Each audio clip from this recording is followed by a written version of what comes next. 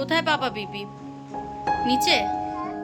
নমস্কার, কেমন আছেন সবাই? আশা করছি সবাই খুব ভালো আছেন। রাইমার নতুন একটি ব্লগে আবারও একবার সবাইকে স্বাগত জানাচ্ছি। আজ তো সকাল থেকে একদম ঝমঝম করে বৃষ্টি পড়ছে। গতকাল রাতে যে ঝড়টা হয়েছিল তার এফেক্টটা না আমাদের এখানে বেশ ভালো হয়েছে। তো বেশ ঠান্ডা ঠান্ডাই ওয়েদার রয়েছে, তাই আজকে দুধ চা খাবো ভেবেছি সকালবেলায়। তাই জন্য একটু দুধ চা বসিয়ে দিয়েছি, আর একদিকে যে এক্সট্রা দুধটা ছিল ওটাও ফুটিয়ে রেখে দিচ্ছি। ফুটিয়ে না রাখলে কি হয় বলুন তো, নষ্ট হয়ে যায়। আর ফুটিয়ে রাখলে কিন্তু দুদিনও থেকে যায়। গতকাল রাতে এতটাই জোরে আমাদের এখানে ঝড়টা হচ্ছিল, মানে দরজা জানলা সব দড়াম দড়াম করে আওয়াজ করছিল। তো সেই জন্য না ঘুমাতেই পারছিলাম না, প্রায় রাত 3টে অবধি জেগেছিলাম। তারপরে আজকে 9টা বাজেই 9টার সময় হঠাৎ করে ঘুম ভেঙেছে, মানে অত রাতে ঘুমালে যা হয় আর কি। তো উঠেই আগে ঘরের কোনো দিকে তাকাইনি, সবার ফার্স্টে তো কিচেনে এসেছি সবারই খাবার দাবারের জোগাড় করতে। আর যেহেতু আজকে এত বৃষ্টি হচ্ছে, তাই আমাদের ঠিক হয়েছে আজকে খিচুড়ি হবে আর ডিমের অমলেট হবে, আর কিচ্ছু আজকে করব না।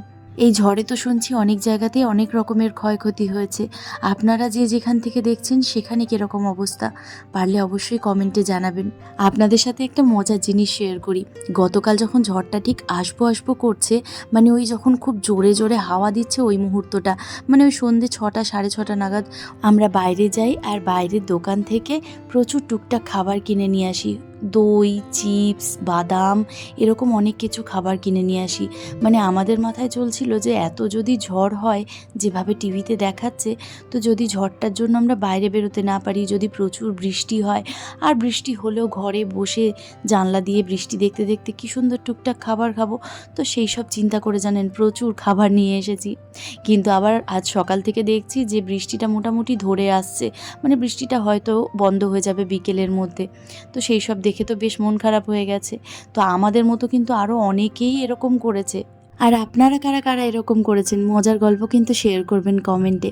আপনাদের সাথে গল্প করতে করতে সবারই ব্রেকফাস্টটা রেডি করা হয়ে গেছে।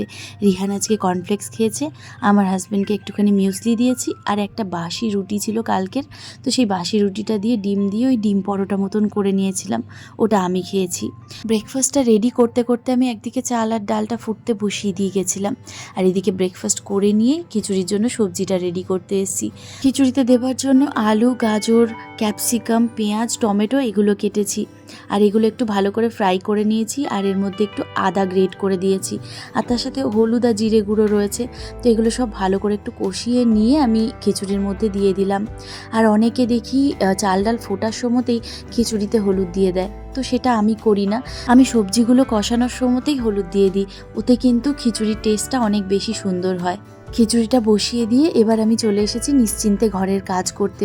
যেহেতু ডেকচিতে হচ্ছে তাই অনেকটা সময় লাগবে, আর তাই আমার হাতেও প্রচুর সময় রয়েছে, তাই সময় নিয়ে ভালো করে আজকে ডাস্টিং করব। কালকে সন্ধ্যে থেকে বেশ জোরে জোরে হাওয়া দিচ্ছিল, আর তখন তো জানলা খুলেই রেখেছিলাম, আর ওই হাওয়ার সাথে জানেন তো প্রচুর ধুলো আর নোংরা ঘরে ঢুকেছে, তাই আজকে সব কিছু ভালো করে ডাস্টিং করতে হবে। তবে এগুলো তো আমার রোজকার কাজ, তাই রান্না বেশি থাকুক বা কম থাকুক এগুলো আমি ঠিক সময় বার করে নিই। ঘুম থেকে উঠতে যেহেতু আমাদের একটু লেট হয়ে গেছে, তাই কাজগুলো একটু এদিক ওদিক হয়েছে, মানে যে কাজটা আগে করি সেটা হয়তো পরে করছি, তবে কাজ একটাও আমি বাদ দিইনি, আর তার সাথে প্রতিটা কাজই আমি টাইম মতন করেছি। আর দেরি করে ঘুম থেকে উঠেও টাইম মতন কাজ করতে গেলে কিন্তু একটুখানি বুদ্ধি করে কাজ করতে হবে, একটু টাইম ম্যানেজমেন্ট করতে শিখতে হবে, তাহলেই কিন্তু টাইমের মধ্যে কাজ করা পসিবল। আর টাইম মতন গুছিয়ে পরিপাটি করে সব কাজ যদি শেষ করতে হয়, তাহলে সবার আগে কিন্তু ঘুম থেকে উঠেই ঠিক করে নিতে হবে যে আমি কোন কাজটা আগে করব, কোন কাজটা পরে করব। এইটা যদি আগে আমাদের মাথায় ক্লিয়ার থাকে, তাহলে কিন্তু আমাদের কাজ অনেকটা ইজি হয়ে যাবে। আজকে যেমন দেখুন, আমার ব্রেকফাস্ট করাটা বেশি দরকার ছিল আগে, তাই কিন্তু আমি আগে ব্রেকফাস্টটা বানিয়েছি। আমি কিন্তু আগে বিছানা তোলা বা ঘর পরিষ্কারের দিকে ধ্যান দিইনি, কারণ আমি জানতাম ওগুলো যদি আমি আজকে আগে করতে যাই, তাহলে সবারই ব্রেকফাস্ট করতে 10টা 11টা বেজে যাবে। আর যেহেতু আমি উঠেই একদম ব্রেকফাস্ট দিয়ে দিয়েছি সবাইকে, তাই দেখুন সবারই 9:30 পৌনে 10টার মধ্যে ব্রেকফাস্ট হয়ে গেছে, আর এরপর আমি কাজে লেগে পড়েছি। তাই আমার ব্রেকফাস্টেও দেরি হলো না, আর ঘরের কাজেও দেরি হলো না। যেহেতু আমার মাথায় একদম ক্লিয়ার ছিল যে আমি কোন কাজটা আগে করব, কোন কাজটা পরে করব, এটা নিয়ে যখন কোনো কনফিউশন আমার ছিল না, তাই আমার কাজ করতেও বেশি টাইম লাগেনি। তো সেই জন্যই যদি আমরা মনে করি যে টাইমের মধ্যে সব কাজ শেষ করব আর পরিপাটি করে করব, তাহলে কিন্তু নিজের মাথায় আগে সব কিছু ক্লিয়ার করে নিতে হবে। আর সত্যি বলতে আমি এই জিনিসটাই মেনে চলি বলে আমি টাইমের মধ্যে পরিপাটি করে গুছিয়ে সব কাজ করতে পারি। তবে যতই আপনারা ঠিক করে নিন, প্ল্যান করে নিন যে এটা করব ওটা করব, একটা জিনিস যদি আপনাদের মধ্যে থাকে তাহলে কিন্তু কোনোভাবেই আপনারা সুন্দর করে পরিপাটি করে গুছিয়ে কাজ করতে পারবেন না। আর সেটা হলো অলসতা। অলসতা এমন একটা জিনিস না, যতই আপনারা যাই ভেবে এগোন না কেন, অলসতা যদি শরীরে মনে চলে আসে তাহলে কিন্তু কোনো কাজই করা সম্ভব না। সেটা শুধু ঘরের কাজের ক্ষেত্রে বলছি না, বাইরের কাজ, যে কোনো কাজ। তাই অলসতা কিন্তু নিজের মধ্যে আসতে দেওয়া যাবে না। অলসতা না হয় কাটিয়ে উঠলেন, আরও একটা কিন্তু পয়েন্ট রয়েছে, যেটা আমাদের মধ্যে যদি থেকে যায় তাহলে কিন্তু কোনো কাজ সম্ভব নয়। আর সেটা হচ্ছে কাল করব, আজকে থাক। এই একটা যে কি বাজে জিনিস, মানে যখনই দেখবেন কোনো জিনিস নিয়ে আমরা ভাবি যে আজকে না থাক, কালকে করব এই কাজটা, তখনই দেখবেন সেটা কাল কাল কাল কাল করে আমাদের পিছোতেই থাকে, কাজটা কোনোভাবেই হয় না।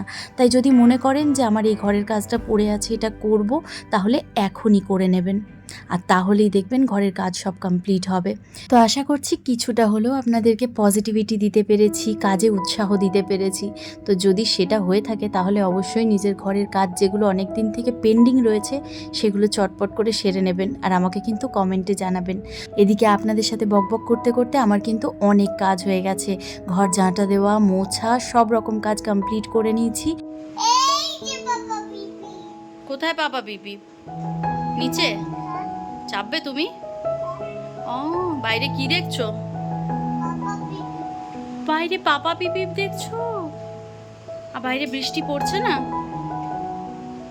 বৃষ্টি পড়ছে, কত মেঘ হয়ে গেছে, দেখেছো? বাবা তো গুনু পেয়েছে, গুনু পাইনি, চলো গুনু করতে হবে। রান্না করতে করতে যে বাসনগুলো জমেছিল সেগুলো সব ধুয়ে স্নান করে চলে এসেছি। এবার একটু প্রতিদিনের মতো স্কিন কেয়ার করে নিচ্ছি।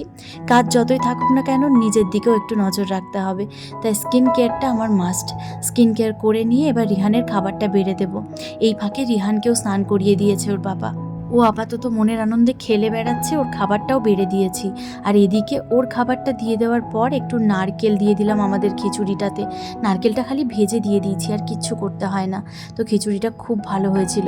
এদিকে খিচুড়িটা বেড়ে নিচ্ছি আমাদের, আর তার সাথে একটু ডিমের অমলেট করে নিয়েছি। তো চলুন আজকের এই ভিডিওটা এখানেই শেষ করছি, দেখা হচ্ছে পরের ভিডিওতে। টাটা।